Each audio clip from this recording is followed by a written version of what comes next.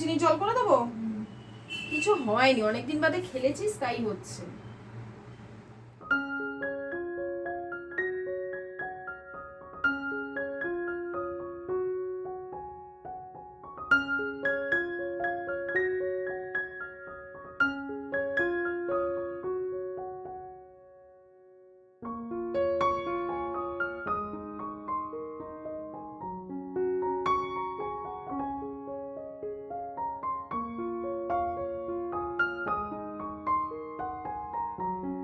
গতকাল অর্থাৎ রবিবার তোমাদের সাথে যেখানে আমি ব্লগটা শেষ করেছিলাম, মানে রবিবারের যে ব্লগটা তোমরা দেখেছিলে সোমবার দিন, সেই যেখানে ব্লগটা শেষ করলাম, আয়ুষ্মান খেলে এলো, ওকে ছোলা সেদ্ধ মাখা খেতে দিলাম, ডিম সেদ্ধ কলা খেতে দিলাম, ঠিক তারপর থেকে এই ব্লগটা শুরু হয়েছে।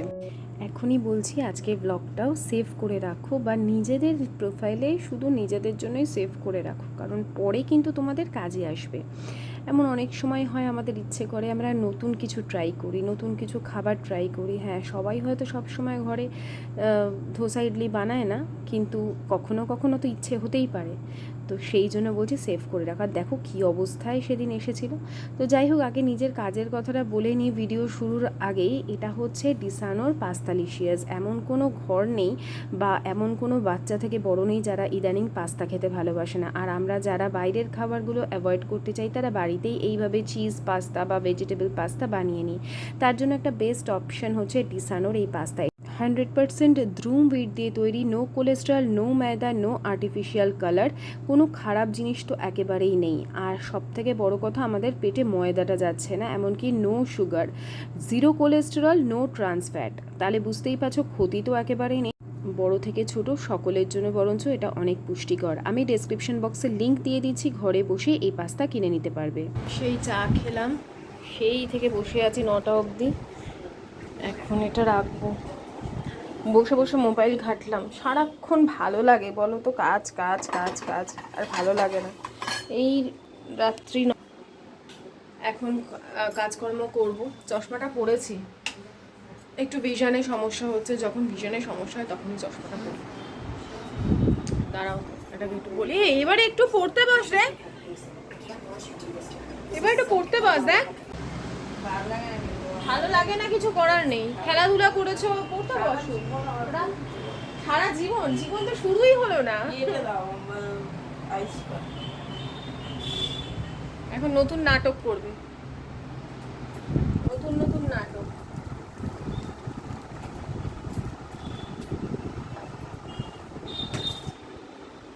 এনেন, কোথায় দেবো?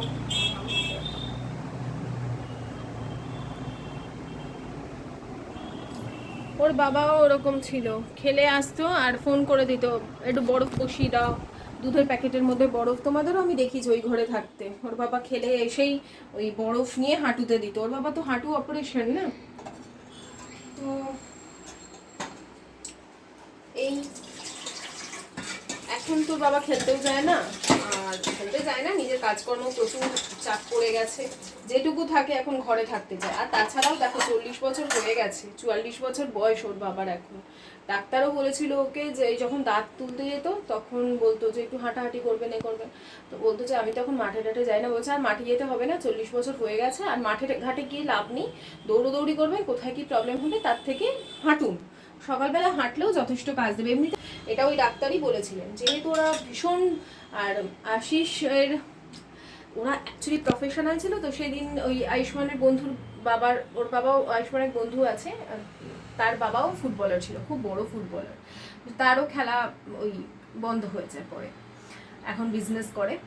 তো সেদিন তাই আয়ুষ্মানের কাছে গল্প করছে, তোমার বাবাকে কেউ ধরে রাখতে পারতো না, ফরেন বাইরে থেকে যায় নাইজেরিয়ানরা আসে খেলাধুলা ফুটবলার ইয়ে করতো, তোমার বাবা এরকম সাইডে কোনোই রাখতো না, দুদিকে দুটো ছিটকে যেত, তোমার বাবাকে কেউ ধরে রাখতে পারতো না। মানে এতটা ওর বাবা, মানে তখন তো ফোন ছিল না, প্রচুর ওরা প্র্যাকটিস করতো। আমি সকালবেলা দেখতাম 4টের সময় যখন ডিস্ট্রিক্ট খেলতে যেত, তারপর ক্লাব টালিগঞ্জ, যখন ওর সাথে আলাপ হয় তখন ও টালিগঞ্জ অগ্রগামীতে খেলে, ডিস্ট্রিক্ট খেলতে যেত, ভোর 4টে বেরোতো বাড়ি থেকে। ওখানেই স্নান খাওয়া, ক্লাবেই খাওয়া দাওয়া সব কিছু করানো হয় প্লেয়ারদের।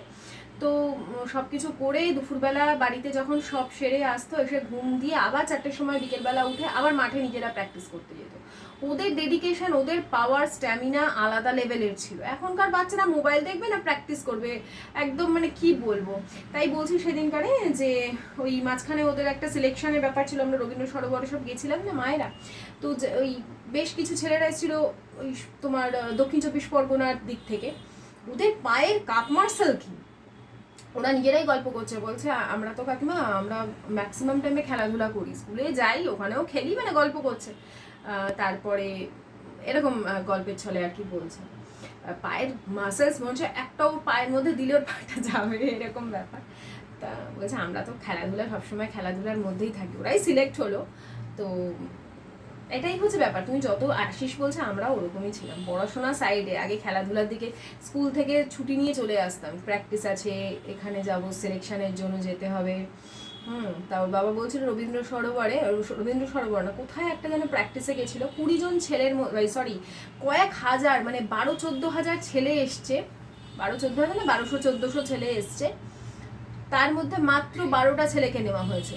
1400 ছেলের মধ্যে 12টা ছেলেকে নেওয়া হয়েছে। তার মধ্যে আশিস আছে, মেহতাব হোসেন, তখন মেহতাব হোসেন আছে, ওরা আশিস সিলেক্ট হলো, মেহতাব হোসেন ওরা সিলেক্ট হলো। আশিস গেল না, পরের দিন গেছে প্র্যাকটিসে। তারপর ওই কোচরা একটু বাজে বাজে গালাগালি ফেলাগালি দেয় না, ওর বাবা ওসব নিতে পারতো না, ওরকম বললে হবে, এও এরকম প্রথম ছিল, এখন একটু শুধরে গেছে, বলে আমি আর যাইনি।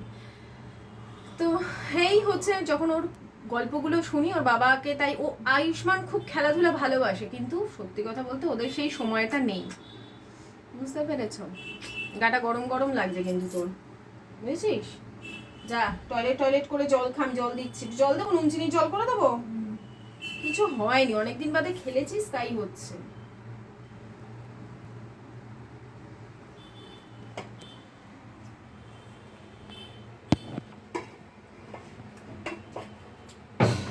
কি হলো দেখ তো, মামনি মনে হয় কিছু ফেলেছে। চল বাসন কোসনগুলো ধুয়ে নিই, তারপরে রান্না করব হচ্ছে রুটি আর আলু বরবটি ভাজা। আমার একটু ভাত আছে, তো জল ঢেলে দেবো।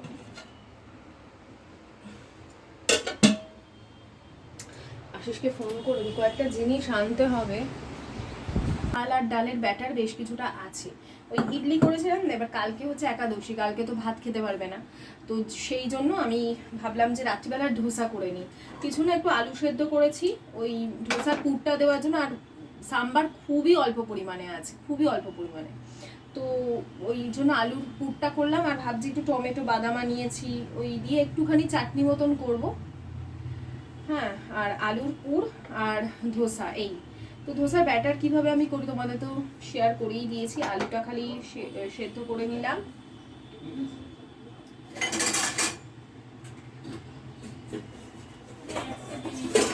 আমার ঘরে জানো তো কেউ আসলে খুব একটা ভাত প্রেমী নয়। এমন হয় না অনেকের যে ভাত খেতেই হবে দুপুর এবং রাতে, এমনকি অনেকে তো জল খাবারেও ভাত খায়, হয়তো আমার ভিডিও যারা দেখছো তারাও মানে তাদের মধ্যেও এমন থাকতে পারো।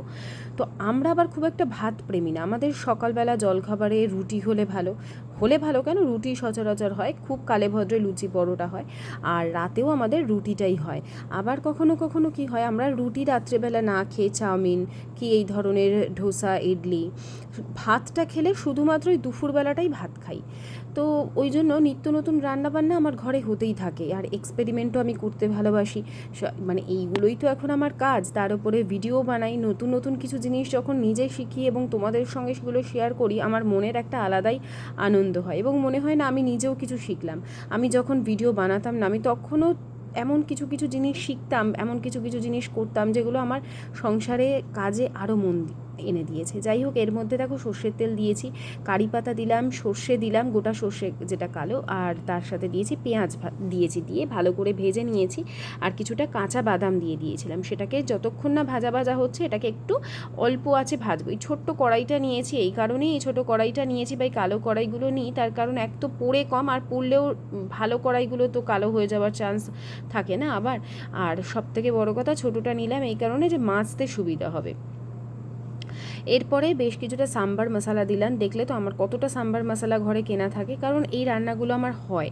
আমি বলবো যে তোমরাও এরকম ছোট ছোট করে বানাতে পারো, বানালে দেখবে নিজের সংসারে বা নিজের খাওয়া দাওয়ারগুলো চেঞ্জ হয়। আস্তে আস্তে এই জিনিসগুলো করতে করতে তোমার মতন করে সংসারটা তোমার আয়ত্তে চলে আসবে। এটা বলার মানে কারণ একটাই যে দেখবে নিজেদের মধ্যে একটা চেঞ্জেস এলে নিজেদের ভালো লাগে। আফটার অল সবসময় তো একঘেয়ে জিনিস ভালো লাগে না। আর একটু চাটনি বানাচ্ছি, যেহেতু ঘরে নারকোল তো সবসময় থাকে না, তাই এই চাটনিটা কিন্তু বানাতে পারো, এমনিও ভালো লাগে। এখানে দিলাম হচ্ছে বেশ কিছুটা পেঁয়াজ দিয়েছি, গোটা গোটা করেই কেটে দিয়েছি আর কি, মানে ডুমো ডুমো করে, খুব বেশি রাফলি কাটিনি। একটা গোটা কাঁচা লঙ্কা দিয়েছি, 3-4 কোয়া রসুন দিয়েছি, আর দেবো হচ্ছে একটা টমেটো। ওদিকে কিন্তু আমি আলুর পুরটা বানিয়ে তুলে রেখেছি, টমেটোটা সফট হয়ে গেছে, ওটা একটু ঠান্ডা হতে দিয়েছি, ওটা পেস্ট বানাবো। আর এদিকে ততক্ষণে আমি ধোসাটা বানাতে শুরু করে দিই। ওই যে টিস্যু, যেটা আর কি রিইউজেবল টিস্যুগুলো, সেখান থেকে একটা কাপড়ের টিস্যু আমি ভালো করে কেটে নিয়েছি। আমার যে ধোসা তাওয়াটা আছে তার মধ্যে প্রথমে সাদা তেল দিয়ে, পুরো হাই ফ্লেমে হচ্ছে কিন্তু, একদম গরম তাওয়া হতে হবে, তার মধ্যে আমি ওটাকে জলের ছিটে তেল দিয়ে ওটা ঘষে নিতে হবে, তারপরে জলের ছিটে দিয়ে কিছুক্ষণ বসিয়ে দিতে হবে। তো এই প্রথম যে ধোসাটা হয় আমার, প্রথম ধোসাটা কোনো সময় ভালো হয় না, তাও যে উঠেছে এই রক্ষে। তো এদিকে ওই আলুর পুরটা দিয়ে ছোট্ট করে প্রথম ধোসাটা আমার এরকমই হয়, পরেরগুলো দেখো একদম পারফেক্ট হবে। করতে করতে আমি সব কিছু শিখেছি। এই যে আবার একটু সাদা তেল দিয়ে, এটা হাই ফ্লেমে থাকছে, এবং ওই টিস্যু দিয়ে মুছে দিচ্ছি, তারপর জলের ছিটে দিয়ে এটাকে কমিয়ে দিয়ে, এরপরে 2 হাতা ব্যাটার দিয়ে এটাকে আস্তে আস্তে ঘুরিয়ে দিচ্ছি। সেকেন্ডটা কিছুটা ভালো হলো, থার্ডটা আরও ভালো হবে। এরকম কিন্তু করতে করতে সকলেরই একদিন পারফেক্ট এসে যায়। আর ওদিকে দেখলেও তো সাম্বার কতটুকু আছে, তাই জন্য চাটনিটা ভালো করে বানাতে হবে। আচ্ছা, আর একটা কথা বলি, টমেটোর মধ্যে আমি কিন্তু কিছুটা কাঁচা বাদামও দিয়েছিলাম। অন্য ধরনের চাটনি হয়, কিন্তু এটার যে ফোড়নটা দেবো, তোমরা ভাবতে পারবে না যে কি টেস্টি হয় চাটনিটা। ইডলির সাথে খেতেও খুব ভালো লাগবে। তো দেখলে ওদিকে আর একটা ধোসা আমি বানিয়ে নিয়েছি। এরপরে চাটনিটা আমি ফোড়নে দিচ্ছি, সাদা তেল নিয়েছি, তার মধ্যে দেবো বেশ কিছুটা কালো সর্ষে, কারি পাতা, আর দেবো হচ্ছে গুঁড়ো লঙ্কা। আচ্ছা, যেহেতু আমি একটা ছোট্ট ওই খুন্তির মধ্যে করে ফোড়নটা, হাতার মধ্যে করে ফোড়নটা দিয়েছি, যাতে কোনো কারণে জ্বলে টলে না যায়, সেই জন্যটাকে সরিয়ে নিয়ে আগে ফোড়নগুলো দিয়ে তারপরে আস্তে আস্তে করে আমি গরম করছি। এতে কি হবে, ফোড়নটা চড়বড় করে খুব বেশি ফাটবেও না, ধরে যাওয়ারও চান্স নেই, বা দপ করে জ্বলে যাওয়ারও চান্স নেই। তো নিজেদের সাবধানতা নিজেদের অবলম্বন করতে হয়। আমরা এরকম সময় অনেক কিছুই ফোড়নে দিই, সেই সাবধানতাটা কিন্তু এইভাবেই করতে হবে। তো হয়ে গেছে, এখন দেখো এই চাটনিটার সাথে মিশিয়ে নিয়েছি, আর তার মধ্যে অল্প নুন, অল্প চিনি দিয়েছিলাম, কাঁচা লঙ্কা দিয়েছিলাম বলে ভীষণ ভালো লাগছিল, ঝাল ঝাল, একটু মিষ্টি মিষ্টি, টক টক, খুব ভালো হয়। তোমরা এর সাথে এই ধরনের রেসিপির সাথে বানাতে পারো, এছাড়া বিভিন্ন চিলার সাথে বানাতে পারো। আমি সুজি দিয়েও তোমাদের সাথে শেয়ার করব ইডলি রেসিপি, ভীষণ ভালো হয় খেতে। আর এটা হচ্ছে নেক্সট ডে, অর্থাৎ সোমবার সকালে, এই দিন একাদশী ছিল। তো একাদশীতে যেহেতু আজকে নিরামিষ, তার সাথে সাথে হচ্ছে আমাদের ভাত তো খাবো না আজকের। আর আগের দিন কিছু বাদাম ভিজিয়ে দিয়েছিলাম, কিশমিশ ভিজিয়ে দিয়েছিলাম, সেটা দিয়েছি। এটা আয়ুষ্মান সকালবেলা টিফিনে নিয়ে যাচ্ছে ফল, আর ওটা খেয়ে যাচ্ছে। ঘরে পাতা টক দই, 2টো রুটি, আর ওই ড্রাই ফ্রুটস, ভেজানো ড্রাই ফ্রুটসগুলো, জল 1 বোতল ভরে রেখে দিয়েছি। আর ফ্রিজেই ছিল তরমুজটা, ওটা একটু মানে নর্মাল টেম্পারেচার আসার জন্য আমি ওটা খুলে রেখেছি। আয়ুষ্মানকে খেতে দিয়ে দিলাম, ও খেয়ে দিয়ে ধীরে সুস্থে তারপরে স্কুলের ব্যাগটা একটু রাত্রিবেলায় গুছিয়ে নিয়েছে, ড্রেস পরে নেবে এরপর। তো সকাল সকাল ঘুম থেকে উঠে এই কাজগুলো ইম্পর্টেন্ট ছিল। আজকে একটু ঝাড়াঝুড়ি করব, মোটামুটি এই কদিন ধরেই আমি ঝাড়াঝুড়ি করছি আর কি, কন্টিনিউ করতেই থাকছি। আজকে এই ওপরের চাদর যেটা পাতা থাকে সারাদিন, সেইটা আমি তুলে দেবো। আর নিচে যে চাদরটা আছে ওটা কদিন আরও পাতা থাকবে, কারণ ওটা জাস্ট কয়েকদিন আগেই পেতেছি, আর যেহেতু রাত্রিবেলা শুধুমাত্র শুই, তো সেই জন্য খুব একটা নোংরাও হয় না। এই চাদরটা আমি ভুল করে প্রথমে পেতে দিচ্ছিলাম, সেই জন্য আবার এটাকে, এই যে পুরনো চাদরগুলো আমি এই নিচের দিকে দিই, পরিষ্কার কাঁচা থাকে, অথচ পুরনো রং উঠে গেছে সেইগুলো।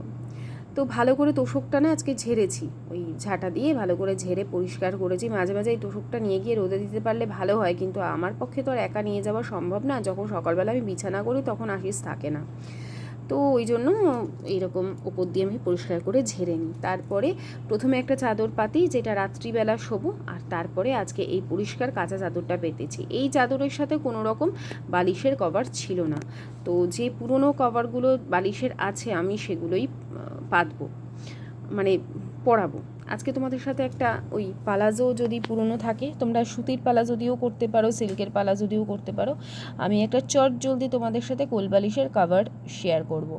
সাধারণত ওয়ার্ক এডুকেশানে এগুলো কিন্তু আমরা শিখতামই, তাছাড়াও ইউটিউবেও বিভিন্ন ভিডিওতে এগুলো পেয়ে যাবে। এই ছোটো ছোটো ভিডিওগুলো থেকে আমরা যেমন শিখি, আবার আমরা করতে করতে আমাদের ভিডিওর মাধ্যমেও মানুষকে আমরা দেখিয়ে থাকি। আবার যারা আমাদের দেখাচ্ছে তারাও কোথাও না কোথাও নিশ্চয়ই শিখেছে, দেখেছে। তো দেখো মোটামুটি ম্যাচিং তো হয়নি, কিন্তু ভালো যে কুশন কভারগুলো ছিল, পিলো কভারগুলো, সেগুলো পরিষ্কার কাঁচা, সেগুলো পেতে দিলাম। কি ভালো লাগে না যখন ঘরে সব কিছু পরিচ্ছন্ন থাকে, আমার তো ভীষণ ভালো লাগে। আর এই যে ওপরে শোকেসের ওপরে এগুলো, এইটা কিনে না এত সুবিধা হয়েছে, বিশেষ করে ইলেকট্রিকের জিনিসগুলো পরিষ্কার করতে আমার খুব সুবিধা হয়, একদম ধুলো পড়ে থাকে না, মাঝে মধ্যে এটা দিয়ে বুলিয়ে দিয়ে একদম পরিষ্কার হয়ে যায়। তো শোকেসের ওপর খুব বেশি কিছু রাখি না, একটা ওই ঝুড়ি রেখেছি, তার মধ্যেই টুকিটাকি যা থাকে হাবিজাবি সব ঢুকিয়ে দিই। আর এইদিকে একটা ছোট্ট শোপিস আছে, ওই লাফিং বুদ্ধার, যেটা যেরকম দিক করে রাখতে হয় সেরকম দিক করে রেখেছি। তারপরে এই ঘরে এসেও যা যা আছে, যেখানে যেখানে ধুলো পড়ে সেগুলোতে একটুখানি করে এগুলো বুলিয়ে দিচ্ছি, পরিষ্কার থাকে আর কি। তোমার কাজ, তোমার টাইমিং, ঘুম থেকে ওঠা এবং তোমার যে রেসপন্সিবিলিটিগুলো, সেগুলো যদি ঠিকঠাক তুমি পালন করতে পারো, তোমার মধ্যে কনফিডেন্স বেড়ে যাবে, এবং যখন তোমাকে কেউ কিছু বলবে, তুমি তার সঠিক উত্তরটা তোমার কাজের মধ্যে দিয়ে দিতে পারবে।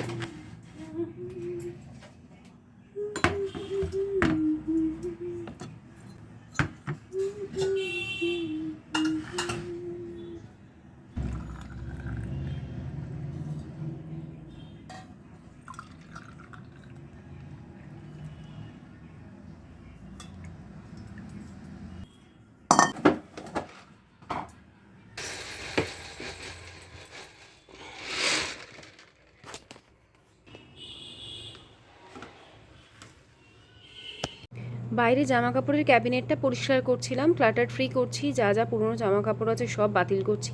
তো তার মধ্যে এই যে একটা পালাজো পেয়েছি, যেটা আমি আর পরি না। এই পালাজোটা দেখো একদম নতুন আছে, কিন্তু সিল্কের। আর বাতিল জামা কাপড়গুলো সবের মধ্যে ঢোকাতে পারলে আরও ভালো হতো, কিন্তু এত ভালো ভালো আছে না, সেগুলো মানুষকে দিয়ে দিলে তাদের কাজে আসবে। কিছুই না, একটা পায়ের এই যে একদম মাঝখান বরাবর আমি একটা দড়ি দিয়ে বেঁধে দিয়েছি, একটা একদম গিট হয়ে গেল, এরপর বাকি অংশটুকু ধরে এরকম ভেতর দিকে ঢুকিয়ে দিতে হবে, ব্যাস হয়ে গেল। দেখো সুন্দর একটা তোমার কোলবালিশের কভার।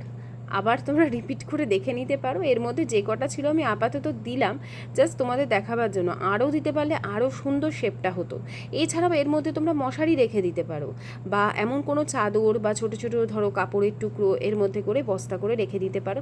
একটা ছোট্ট কোলবালিশের মতনও কাজ করবে। অনেক সময় হয় না কোলবালিশ নিয়ে বাচ্চাদের মধ্যে ঝামেলা লাগে, এভাবে বানিয়ে দিতে পারো। আমার আর আমার দিদির মতোই ছোটোবেলায় এরকম কোলবালিশ নিয়ে ঝামেলা হতো।